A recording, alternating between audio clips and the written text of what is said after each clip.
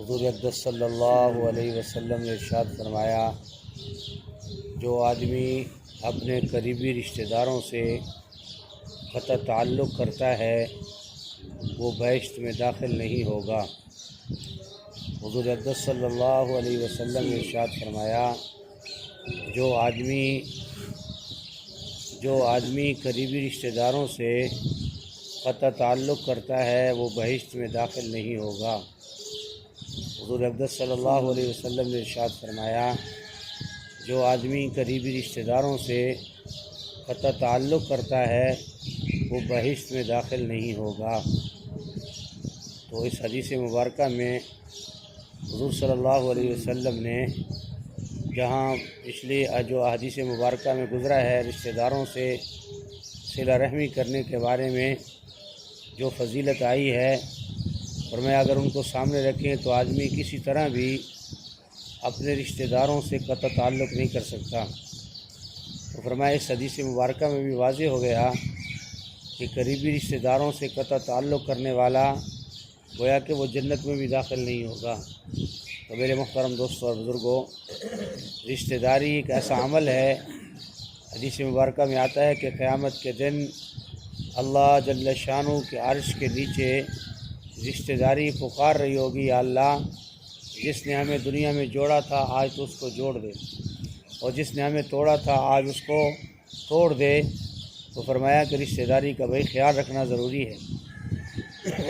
آج بہت ساری بیماریاں معاشرے میں لاحق ہیں انسانوں کو کہ آدمی کے پاس تھوڑی سی کوئی نعمت آ گئی تو اس نعمت پر ایسے اتراتا ہے کہ چھوٹے چھوٹے معاملے پر رشتہ داریوں کو توڑ دیتا ہے۔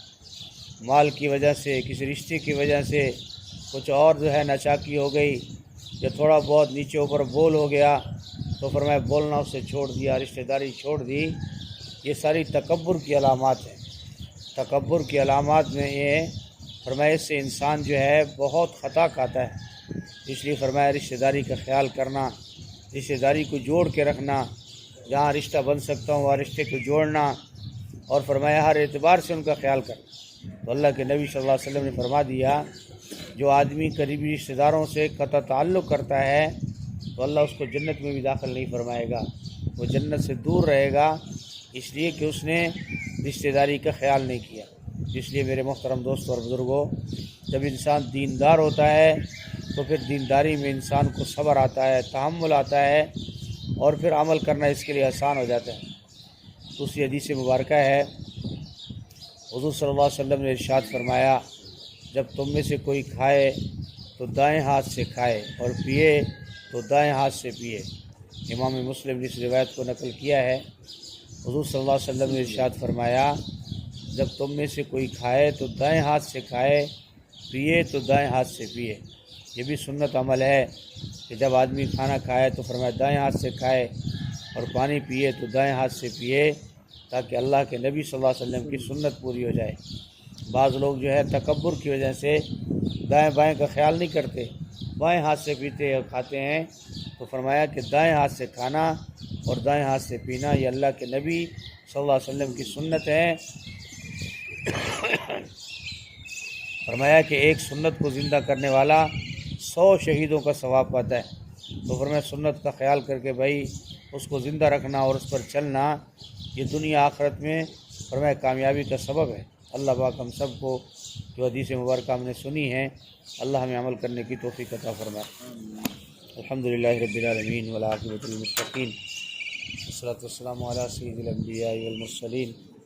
اللہم انک عفو کریم تحب العفو فاعف عنا یا کریم۔ اللہم احسن عاقبتنا فی الامور کلها واجرنا من خزي الدنيا وعذاب الآخرة۔ اللهم اكفنا بما شئت، اللهم إنا نجعلك في نورهم ونعوذ بك من شرورهم۔ اللهم إني أسألك الهدى والتقى والعفاف والغنى، لا إله إلا أنت سبحانك إني كنت من الظالمين، وأفوض أمري إلى الله إن الله بصير بالعباد۔